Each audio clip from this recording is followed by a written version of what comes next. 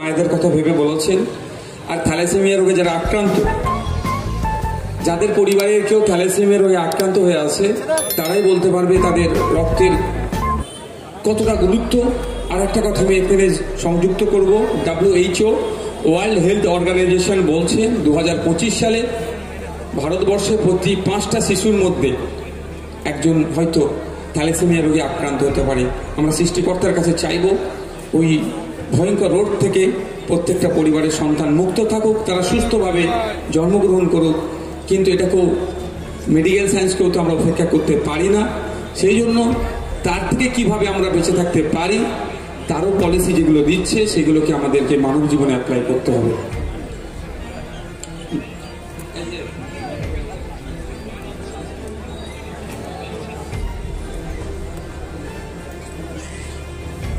যে রক্তদান, আমরা বারবার একটা কথা বলি যে আমি রক্তদান করেছি, অন্যের জীবন বেঁচেছে। অবশ্যই অন্যের প্রাণ বাঁচতে পারে। মুমূর্ষু রোগী যাদের রক্তের হাহাকার, আর বর্তমান সময়ে রক্তের চাহিদা এখন তুঙ্গে। কিন্তু দুঃখের বিষয়, আমরা যাদেরকে ভোটে নির্বাচিত করেছি, যাদেরকে দায়িত্ব দিয়েছি, তারা আজ পর্যন্ত এমন কোনো পলিসি নিয়ে আসতে পারলো না যে রক্তের আর কোনো হাহাকার দেখা দেবে না। রক্ত কোনো কলকারখানাতে তৈরি হয় না বা মাঠে কোনো চাষ হয় না, মানুষের শরীর থেকে মানুষের শরীরেই দিতে হয়, এতটুকুই। কিন্তু এটাকেও তো একটা সংগঠিত করা যায়। সে প্রচেষ্টা আশা করব আগামী দিনে আমাদের মাধ্যমেই গড়ে উঠবে। আমরা আশা করব আমাদের মাধ্যমে এমন একটা প্রচেষ্টা আমরা তো গড়ে তুলব, ওই ব্লাড ব্যাংকে গিয়ে রক্তের জন্য অপেক্ষা করতে হবে না, ব্লাড ব্যাংকে গিয়ে ফিরে আসতে হবে না। সেই জন্য আমি চেষ্টা করছি, বা আমরা চেষ্টা করছি, আমাদের ন্যূনতম আমরা চেষ্টা করছি কি, যে ভাঙড়ের আমরা একাধিক রক্তদান শিবির করে সারা রাজ্যের হয়তো আমরা এখনই পারবো না, কিন্তু অ্যাটলিস্ট ভাঙড়বাসীকে রক্তের জন্য না বিভিন্ন জায়গায় ছোটাছুটি করতে হয়, রক্তের জন্য যাতে ভাঙড়বাসীকে আমরা ইনশিওর করতে পারি যে আপনার কোনো সময় রক্তের প্রয়োজন হলে আমাদের যারা দায়িত্বশীলেরা আছে তাদের সাথে যোগাযোগ করবেন। আমরা আমাদের সর্বোচ্চ দিয়ে এই রক্তের যে সংকটকে ভাঙড়ের জন্য আমরা যাতে মোচন করতে পারি, ভাঙড় থেকে যাতে রক্তের সংকটকে দূরীভূত করতে পারি, তার আমরা সর্বোচ্চ চেষ্টা করছি। আর আমরা যখন এই ধরনের প্রোগ্রাম করছি, ভাঙড়বাসীর জন্য প্রোগ্রাম করছি, তখনই যারা শাসকে আছে তাদের দ্বারাই এই ধরনের প্রোগ্রামকে বানচাল করে দেওয়ার চেষ্টা হচ্ছে। সত্যি আমি ভেবে পাচ্ছি না কি মন মানসিকতা নিয়ে এরা রাজনীতির ময়দানে এসেছে। বলছে রাষ্ট্র সেবা করবো, রাষ্ট্রবাসীর সেবা করবো, ভাঙড়বাসীর সেবা করব। তো ভাঙড়বাসীর সেবা করতে গেলে রক্তদান শিবির বন্ধ করতে হবে না রক্তদান শিবিরে আরো সহযোগিতা করতে হবে? ভাই এটা বলুন না, সহযোগিতা করতে হবে। আপনাদের জানিয়ে রাখি, ম্যাম ছিলেন ব্যস্ততার মানুষ, উনি অন্য যেহেতু ওনার ট্রিটমেন্টের ব্যাপার আছে, অনেকে অপেক্ষা করছেন, চলে গিয়েছে, নাহলে আরো তো ডাক্তার আছে এখানে। মেডিকেল সায়েন্স বলছে প্রতি 90 দিন ছাড়া যদি কেউ রক্ত দেয়, প্রতি 90 দিন ছাড়া রক্ত দিলে তার শরীর সুস্থ থাকে। কেমন সুস্থ থাকে? ক্যান্সার রোগের সম্ভাবনা কমে যায়, স্ট্রোক হয়ে মারা যায় বা স্ট্রোকের সম্ভাবনা কমে যায়, অনেক ভয়ঙ্কর রোগ থেকে সে মুক্তি পেতে পারে। ক্যান্সার রোগের কথা তো আমরা জানি কি ভয়ঙ্কর রোগ, সাথে সাথে স্ট্রোকও কিন্তু কোনো ছোটখাটো রোগ নয়। পৃথিবীর 5টা ভয়ঙ্কর রোগের মধ্যে একটা রোগ কিন্তু স্ট্রোকের রোগ। আমরা কি দেখছি, এই রোগে আক্রান্ত হলে হয়তো অনেকে মারা যায় বা অনেকে বেঁচে থাকে। বেঁচে থাকার প্রায় 70% মানুষ কিন্তু শারীরিকভাবে আর সক্ষম থাকে না, শারীরিকভাবে অক্ষম হয়ে যায়।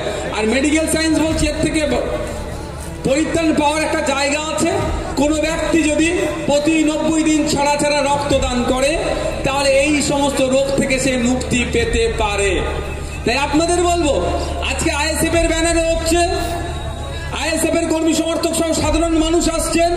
আপনাদের কাছে আমি একটা অনুরোধ করছি, আপনাদের বিধায়ক হিসাবে রাজনীতির ঊর্ধ্বে গিয়ে আপনাদের কাছে একটা আমি অনুরোধ করছি, যেটা হচ্ছে আপনারা প্রতি 90 দিন ছাড়া ছাড়া আপনাদের মূল্যবান রক্ত থ্যালাসেমিয়া রোগীদের জন্য যেমন উৎসর্গ করবেন, মুমূর্ষু রোগীদের জন্য যেমন উৎসর্গ করবেন, শান্তির জন্য যেমন দেবেন, ঐক্যের জন্য যেমন দেবেন, সৌহার্দ্যের পরিবেশ তৈরি করার জন্য যেমন দেবেন, সৌজন্যতার পরিবেশ তৈরি করার করার জন্য যেমন দেবেন, ঠিক একইভাবে আপনার স্বাস্থ্য ভালো থাকবে, আপনার স্বাস্থ্যের কথা ভেবে প্রতি 90 দিন ছাড়া ছাড়া আপনাদের রক্ত দেবেন। এবার হচ্ছে কথা, প্রতি 90 দিন ছাড়া ছাড়া তো আইএসএফ আর প্রোগ্রাম করছে না, তাহলে দেবেনটা কোথায়? আপনাদেরকে বলি, আপনাদের বিধায়ক হিসাবে, আইএসএফ এর দলের চেয়ারম্যান হিসাবে আপনাদের কাছে আমি অনুরোধ করছি, আপনাদেরকে এটা বার্তা দিতে চাই। অনেক সময় দেখবেন দুর্গা উৎসব কমিটি রক্তদান শিবির করে, অনেক মন্দির কমিটি রক্তদান শিবির করে, অনেক মসজিদ কমিটি রক্তদান শিবির করে, অনেক নবী দিবস কমিটি রক্তদান শিবির করে, অনেক এনজিও রক্তদান শিবির করে, অনেক রাজনৈতিক দলও রক্তদান শিবির করে। আমি আপনাদের কাছে অনুরোধ করব, যখন আমাদের রক্তের প্রয়োজন হয়, মন্দির মসজিদ কমিটি করেছে কি আমরা একবারও ভাবি না, ও দুর্গা উৎসব কমিটি করেছে কি নবী দিবস কমিটি করেছে একবারের জন্য ভাবি না, ওটা তৃণমূলের রক্তদান শিবির থেকে রক্ত এসেছে কি আইএসএফ এর রক্তদান শিবির থেকে রক্ত এসেছে আমরা একবারের জন্য ভাবি না। যেমন আপনাদের কাছে অনুরোধ করছি, 90 দিন পরে আমি আশা করবো এই হাতিশালাতেই তৃণমূলের পক্ষ থেকে রক্তদান শিবির হবে, আইএসএফ এর লোকেরা এসে ওই রক্তদান শিবিরে রক্ত দেবে। এই সমাজ ব্যবস্থা চাই কি? রাজি আছো তো নাকি? আমি আশা করবো এখানে তৃণমূলে যারা নেতৃত্বরা আছে, 90 দিন পরে আপনারা এখানে রক্তদান শিবির করবেন। আপনাদের রক্তদান শিবিরে, এই রক্তদান শিবিরে যারা রক্ত দিয়েছে আইএসএফ এর নেতা কর্মী সহ সাধারণ মানুষরা এসে দেবে, কারণ এই সমাজ ব্যবস্থা আমাদের চাই। আমরা একবারের জন্য ব্লাড ব্যাংকে গিয়ে বলি না যে আমি সিপিএম করি, আমি আইএসএফ করি, আমি তৃণমূল করি, আমি কংগ্রেস করি, আমি অন্য রাজনীতি করেছে, আমাকে আমার দলের নেতার রক্ত দাও। বিপদে পড়লে কি বলি? আমাকে অমন গ্রুপ দাও, ওই গ্রুপের রক্ত দাও, এই গ্রুপের রক্ত দাও আমরা বলি, কিন্তু তখন একবারের জন্য রাজনৈতিক পরিচয় তুলি না বা রাজনৈতিক পরিচয় রক্ত চাই না। যখন আমরা বিপদে পড়ি তখন বলি, আর যখন এই ধরনের রক্তদান শিবির হয় সেগুলোকে ভুলণ্ডিত করার চেষ্টা করে। সত্যি তাদেরকে ধিক্কার নিন্দা জানায়, যারা এই নোংরা মানসিকতা নিয়ে চলছে রক্তদানের ওরা তাদেরকে নিন্দা ধিক্কার জানায়। আর তাদের সাথে সাথে তার এই জায়গা থেকে বলা যায়, যারা গত রাত্রে এই প্রোগ্রামকে ডিস্টার্ব করার জন্য এই প্রোগ্রামের অদূরেই বোমাবাজি করেছেন, প্রথম বলবো ওগুলোকে বর্জন করে দিয়ে স্বাভাবিক জীবন যাপন করুন, নাহলে বিপদে পড়লে আপনার পাশে কেউ থাকবে না। তারপরে বলছি, যে ভাই বোমটা চার্জ করেছিল সেই ভাইয়েরও যদি কোনো রক্তের প্রয়োজন হয়, তার পরিবারের কারো, আমাদেরকে ফোন করবেন, সর্বপ্রথম আমাদের নেতৃত্বরা আপনারকে রক্তের ব্যবস্থা করে দেবে। আমরা ভাঙড়বাসীকে বোমগুলিকে দিয়ে দেখাতে চাইছি না। বারুইপুরের নাম উঠলে পেয়ারার কথা ভাবা যায়, মালদার নাম উঠলে, মুর্শিদাবাদের নাম উঠলে আম লিচুর কথা ভাবি, বর্ধমানের নাম আসলে ধানের কথা ভাবি, আর ভাঙড়ের নামের সাথে সাথে কি বলা হয়? কেন বলবে ও কথা? সেটাকে আমাদের কি বুঝতে হবে? গত বছর কল দিয়েছিলাম, আপনারা মা বোন বাপ ভাইরা এগিয়ে এসেছিলেন, ধন্যবাদ জানাই। আপনাদের প্রচেষ্টায় অনেক মুছেছিল। তারপরে পঞ্চায়েত ভোটে এমন একজনকে শাসক নেতৃত্ব দিল এখানকার, তার সহযোগিতাতে ভাঙড়ে আবার নতুন করে অশান্তি তৈরি করেছিল, ভাঙড়ের নামকে কুলুষিত করেছিল। আবার সময় এসেছে আমরা দায়িত্ব নিয়ে আমাদের ভাঙড়ের নাম দুর্নামকে ঘুচিয়ে আবার রাজ্য স্তরে, আবার জাতীয় স্তরে আমাদের নামকে ভাঙড়কে দেব। ভাঙড় মানে কি হবে? রক্তদাতার গঞ্জ। ভাঙড় মানে রক্তদাতার এলাকা বলে যাতে পরিচয় হয়, সেটা আমাদের সকলকে দায়িত্ব তুলে নিতে হবে। সত্যি আমাকে ভালো লাগে, আমি যখন বিভিন্ন জায়গায় যাই, বিভিন্ন মিটিংয়ে বা বিভিন্ন জায়গাতে গিয়ে সাধারণ মানুষ সহ, সাংবাদিক সহ বিভিন্ন দলের নেতাদের কর্মীদের সাথে অনেক সময় দেখা হয়ে যায়, কথা বলি, পথ চলতি মানুষের সাথে কথা বলি, তখন আমাকে কিন্তু বারবার বলে যে আপনি রক্তদান যেটা করেছেন না, মারাত্মক কাজ করেছেন। সত্যি আমাকে ভালো লাগে। আমি সাথে সাথে এটা বলি, আমি কিছুই করিনি, ভাঙড়ের মানুষ অ্যাকচুয়াল কি চাই, তারা কেমন ভাঙড়ের মানুষ, তারা কেমন জীবন যাপন করতে চায়, তাদের কর্মের দ্বারাই তারা দেখিয়ে দিয়েছে।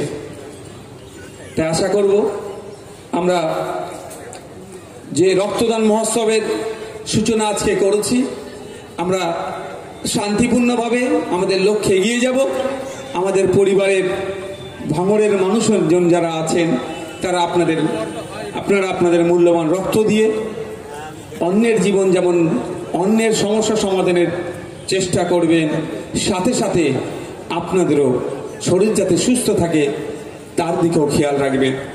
যেটা আমি বলছিলাম, এই মঞ্চ থেকে আমি বিধিপূর্ব ঘোষণা আবারও করছি, এই শাসকের রোষের শিকারে অন্যায়ভাবে মিথ্যা কেস দিয়ে আমাদের বিভিন্ন সময় বিভিন্ন ছেলেদেরকে জেলে রেখেছে, বিভিন্ন ছেলের নামে মিথ্যা কেসও দিয়েছে। জামিন করিয়েছি আমরা। যার মধ্যে জেলে গিয়েছে এই অঞ্চল দুটোর মধ্যে যারা রিন্টু মোল্লা, মোস্তফা, তাকে আমরা আমাদের পার্টির পক্ষ থেকে স্যালুট জানাই। দীর্ঘদিন জেলে রাখার পরও গণতন্ত্র প্রতিষ্ঠার লক্ষ্যে, ভাঙড়কে এগিয়ে যাওয়ার লক্ষ্যে যে শপথ নিয়েছে সেই শপথ থেকে এক পাও বিচলিত হয়নি। আমি আরো ধন্যবাদ জানাবো নজরুল ইসলাম সাহেবকে, যাকেও এই শাসকের রেশের শিকার হতে হয়েছিল, খাতিব মোল্লাকে, ওহিদুল সাফুই, ডাক্তার টিকে মন্ডল, আসলাম উদ্দিন, ডাকনাম রুমি, পিন্টু সাফুই, হাকিম মিদ্দে, হান্নান মোল্লা, মিজানুর মোল্লা, আজিজুর মোল্লা, জব্বার মোল্লা, এই ধরনের যারা আছেন, আরো কয়েকজন আছে, সবার নামটা আমি কালেক্ট করা সম্ভব হয়ে ওঠেনি। প্রত্যেককে পার্টির পক্ষ থেকে ধন্যবাদ জানাই, যেদেরকে জেল খাটানোর পরেও, এদের উপরে এত দমন পীড়ন করার পরেও, মিথ্যা একাধিক কেস দেওয়ার পরেও ভাঙড়কে এগিয়ে নিয়ে যেতে হবে, গণতন্ত্রকে রক্ষা করতে হবে, সেই লড়াইয়ে আজও আমাদের সাথে আছে। এরাই তো আমাদের শক্তি যোগাচ্ছে। অনেকে বলে ভাইজান আপনি কিভাবে সম্ভব হচ্ছে, একা আপনি কিভাবে লড়াই দিচ্ছেন? কখনো মালদা, কখনো মুর্শিদাবাদ, কখনো দিনাজপুর, কখনো তো বাঁকুড়া, বীরভূম, পুরুলিয়ায় চলে যাচ্ছেন। এত সাহস কোথা পাচ্ছেন, এত শক্তি কোথা পাচ্ছেন? এরাই তো আমার সাহস, এরাই তো আমার শক্তি। এরা যদি তাদের সর্বোচ্চ দিয়ে জেল খাটার পরে আমার পাশে থাকতে পারে, তাহলে সমাজ ব্যবস্থা পরিবর্তন করতে এসেছি, তাহলে কেন পারবো না আমি? আর এগুলো করছি বলেই অনেকের রাগ হয়ে যাচ্ছে। ওই ওয়েটল্যান্ড এখন দেখি পুলিশের নামে আক্রমণ হচ্ছে, পুলিশের নামে এখন দোষ দেওয়া হচ্ছে, পুলিশ নাকি মদত দিয়ে ওয়েটল্যান্ডের উপরে বাড়ি করতে দিচ্ছে। খোঁজ নিয়ে একটু দেখুন, যে বেটা পুলিশের নামে দোষ দিচ্ছে, পুলিশ কিন্তু কোনো অংশ পিছিয়ে নেই, পুলিশের একটা অংশ এর সাথে জড়িয়ে আছে, একটা অংশ জড়িয়ে আছে, সবাই নয়। কিন্তু যে বলছে পুলিশের নামে দোষ দিচ্ছে, খোঁজ নিয়ে দেখুন, সে হয়তো ভাগটা পায়নি বলে আজকে পুলিশের নামে মুখ খুলছে। জানি না, আমি বিধানসভায় দিয়ে রেখেছি, ওয়েটল্যান্ডের কথা বলি, বিধানসভায় দিয়ে রেখেছি, কলকাতা লালবাজারেও দেওয়া আছে। আমি কটা দিন অপেক্ষা করছি, বললাম না ঠিক ব্যাটে যখন বল পাবো স্টেডিয়ামের বাইরে করে দেবো একদম। কটা দিন অপেক্ষায় আছি, একটু মনে করিয়ে দিতে চাই আপনাদেরকে। এখানে যে ওয়েটল্যান্ডটা আছে, এখানে একটা ইট গাঁথার পারমিশন ভারত সরকারও দিতে পারে না। ভারত সরকার, পশ্চিমবাংলা সরকার নয়, ইউনিয়ন অফ স্টেটস এর যিনি এখন হেডে আছে, ভারত সরকারও ইট গাঁথার পারমিশন দিতে পারে না। আর এখন কি দেখছি, ইট গাঁথা তো দূরের কথা, প্রাসাদ সম বাড়ি বানিয়ে ফেলছে। সম্পূর্ণ আইনকে বুড়ো আগুন দেখিয়ে, আইনকে অবজ্ঞা করছে। আর একটা কথা পুলিশ বন্ধুদেরকে বলছি, আমি আগামী দিনে কিন্তু এইটা নিয়ে অনেক দূরে যাব। এখন যারা ইনচার্জে আছেন, আপনাদের কিন্তু হয়তো ভাববেন অন্য জায়গায় ট্রান্সফারে চলে যাব, আমি কিন্তু টাইম পিরিয়ড উল্লেখ করে ওখানে করব। আপনাদেরকে কিন্তু জবাবদিহি করতে হবে ঠিক জায়গায় গিয়ে। সুতরাং প্রস্তুত থাকুন, যার সময় অনৈতিক কাজ হবে তাকে জবাবদিহি করতে হবে। ইরানের বিখ্যাত শহর রামসার, সেখানে বিশ্বের অনেক দেশকে নিয়ে এই উষ্ণায়ন, এই যে ক্লাইমেট নিয়ে আলোচনা হয়েছিল। সেখানে ভারত সরকার প্রমিস করেছে, ওয়েটল্যান্ড যেটা রামসার সাইটের মধ্যে পড়বে, সেখানে আমরা একটা ইট পর্যন্ত গাঁথবো না, যেটা যে অবস্থায় আছে সেটা সেই অবস্থায় থাকবে। এই মর্মে ওখানে যে চুক্তি হয়েছিল, ভারত সরকারের পক্ষ থেকে সই করে এসেছিল। এবার আপনারা বলেন, আমার দেশ যেখানে সই করে এসেছিল, সেই কাজ যদি এখানে অন্যায় কেউ হয়, সেই সইয়ের বাইরে যদি কেউ কাজ করে, তাহলে তাকে কি বলা যাবে? জোরে বলো, তাকে দেশদ্রোহী বলা হয়। হয়তো কিছু দেশদ্রোহী এখন ঘুরে বেড়াচ্ছে, গায়ে হাওয়া লাগিয়ে ঘুরছে, শাসক তো তাদের হাতে আছে। তো প্রস্তুত থাকুন আগামী দিনের জন্য। আমি আবারও বলছি, ঠিক আমি বলের অপেক্ষায় করি, বল পাবো স্টেডিয়ামের বাইরে বার করে দেবো একদম। তারাও বলছে প্রস্তুত থাকুন। যেখানে আমার দেশ প্রমিস করে এসেছে, চুক্তিবদ্ধ করে এসেছে। ওয়েটল্যান্ডের আমরা একটা ইট পর্যন্ত গাঁথবো না। সেখানে বিঘে বিঘে জমি কিভাবে ভরাট হয়ে গিয়ে প্রাসাদসম বাড়ি হচ্ছে, এর জবাব যে ভরাট করছে তার কাকে দিতে হবে, যে প্রশাসন সেই সময় ছিল তাকে দিতে হবে, এবং বর্তমানে যে সরকার চলছে এই সরকারকেও দিতে হবে। ঠিকই জায়গায় গিয়ে আমি কাঠিটা নাড়বো, এবং এর যে মন্ত্রী আছে পরিবেশ মন্ত্রী তাকেও জবাব দিতে হবে। কারণ ভাঙড়ের ভালো খারাপ, ভাঙড়ের চাওয়া পাওয়া, ভাঙড়ের অভাব অভিযোগ বলার জন্য আইনসভার মধ্যে ভাঙড়বাসী ভোট দিয়ে যেমন নওশাদ সিদ্দিকীকে পাঠিয়েছে, ঠিক লোকসভার আইনসভার মধ্যে ভাঙড়বাসী যাদবপুর কেন্দ্র থেকে এক ভদ্র মহিলাকেও ভোট দিয়ে পাঠিয়েছে। তিনি সবার এমপি, আমাদেরও এমপি, ভাঙড়বাসীর এমপি। কিন্তু দুঃখের বিষয় এই ওয়েটল্যান্ড বন্ধ হয়ে যাচ্ছে, ওয়েটল্যান্ডকে বুঝিয়ে দিচ্ছে। সেন্ট্রালে গিয়ে একটা কথা বলতে দেখলাম না। কেন কথা বলেনি? যারা ওয়েটল্যান্ড বুঝাচ্ছে তার রাইট সাইড বা লেফট সাইডে তো বসবাস করে, কি করে বলবে? তো আমি তো চুপ করে থাকতে পারি না। আমাকে ভাঙড়ের মানুষ ভোট দিয়ে জিতিয়েছে কিসের জন্য?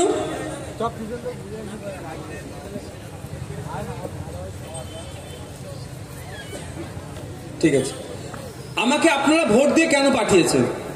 আমার কাজটা কি? আমার ফাংশনটা কি? আমার ফাংশনটা হচ্ছে, আমার কাজটা কি, আমার কি করতে হবে? আমার কথাও কেউ বলবো, দারুণ কথা বলেছে। আমার কাজটা কি? আমাদের এই বিধানসভায় চাওয়া পাওয়াটা কি, অভাব অভিযোগটা কি, সেটা আইনসভার মধ্যে দেওয়া। আমি তো এখন শাসকে নই, আমি এখন বিরোধিতা আছে। এটা মাথা ঠান্ডা করে শুনে নিন, মাথা ঠান্ডা করে শুনে নিন। একজন বিধায়ক বা এর কাজটা কি? সর্বপ্রথম কাজ কি? সর্বপ্রথম কাজ এই নির্বাচনী ক্ষেত্রের মানুষের চাওয়া পাওয়াটা কি। আপনারা দেখেছিলেন আমি ভোটে জেতার 1 বছরের মধ্যে সব অঞ্চলগুলোতে একবার ঘুরে নিয়েছিলাম। কেন? ওখানকার মানুষের চাওয়া পাওয়াটা কি ছিল ঘুরে কি দেখেছিলাম। বিধবা ভাতা আর বার্ধক্য ভাতাই সব থেকে বেশি সমস্যা, আর আবাস যোজনা নিয়ে, বাড়ি নিয়ে খুব সমস্যা। সেইগুলো নিয়ে আমি কনসার্ন ডিপার্টমেন্টের মিনিস্টারদেরকে দৃষ্টি আকর্ষণ করেছিলাম। আমি তো মিনিস্টার নই, আমি তো শাসকে নই যে আমার এখানে বিধবা ভাতা নিয়ে সমস্যা হচ্ছে এক্ষুনি করে দেবো। আমি শাসকে নয়। আমার কাজ কি? আমি বিরোধী যারা শাসন কার্যে আছে তাদেরকে জানানো যে আমার বিধানসভায় এই ধরনের বিধবা ভাতা পাচ্ছে না। আমাদের বিধানসভাতে মানুষের ঘর, আবাস যোজনার ঘর নিয়ে দুর্নীতি হয়েছে। প্রকৃত যার ঘর পাওয়ার দরকার সে পাচ্ছে না, বার্ধক্য ভাতা পাচ্ছে না। এবং যে অভাব অভিযোগগুলো আছে, যেমন লাইব্রেরিগুলো বন্ধ আছে, লাইব্রেরি খুলতে হবে, বিধানসভায় বলেছি। যেমন আরেকটা কলেজের দরকার আছে, বিধানসভায় বলেছি। যেমন এখানে সবজি বিক্রেতা বেশি, সবজি চাষি বেশি, সবজি সংরক্ষণের জন্য একটা হিমঘর করতে হবে, বিধানসভায় বলেছি। যেমন এখানে লেদার কমপ্লেক্সের মতো আরো কর্মসংস্থান তৈরি করতে হবে, বিধানসভার মধ্যে বলেছি।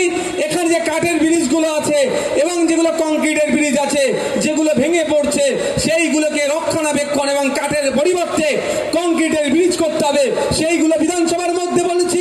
ভাঙড়ের যে দুটো বড় স্বাস্থ্য কেন্দ্র আছে, ব্লক স্বাস্থ্য কেন্দ্রের মান তলানিতে পৌঁছে গিয়েছে, কিছু হলেই কলকাতাতে ট্রান্সফার করে দিচ্ছে, রেফার করে দিচ্ছে। সেগুলো না করে এখানকার হসপিটালগুলোকে উন্নত মানের করতে হবে, এ কথা বারবার বিধানসভায় বলেছি। এখানে যে পরিমাণে জনসংখ্যা আছে সেই জনসংখ্যার অনুপাতে শিক্ষা প্রতিষ্ঠান নয়, এবং যে শিক্ষা প্রতিষ্ঠানগুলো আছে সেই শিক্ষা প্রতিষ্ঠানগুলোতে যে ছাত্র ছাত্রী আছে তার অনুপাতে টিচার নয়। এগুলো পূরণ করতে হবে। এক কথায় ভাঙড়বাসীর আর্থসামাজিক জীবনের মান উন্নয়ন করার জন্য যে যে দাবিগুলো করা দরকার, আমি আপনাদের আশীর্বাদ দুয়াতে যেমন বিধানসভায় গিয়েছি সবটাই সেখানে উত্থাপন করেছি। ইভেন আপনাদের এখানে বাসে অনেক সমস্যা আছে, পরিবহনের সমস্যা।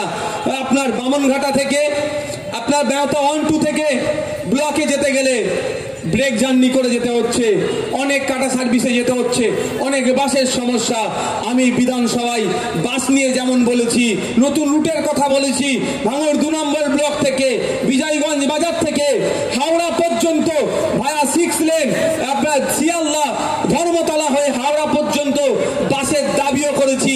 দুঃখের বিষয় বিষয়, বাসের রুট রেডি হয়ে গেল, চার্জ রেটও রেডি হয়ে গেল, কিন্তু দুঃখের বিষয় মন্ত্রী পরিবর্তন হওয়ার পরেও নতুন মন্ত্রীকে বললাম, তিনিও আশ্বস্ত করলেন, তারপরেই দেখলাম এখানে একজনকে তৃণমূলের পক্ষ থেকে ইনচার্জ করা হলো, তারপরেই সেই রাস্তা বাস উধাও হয়ে গেল।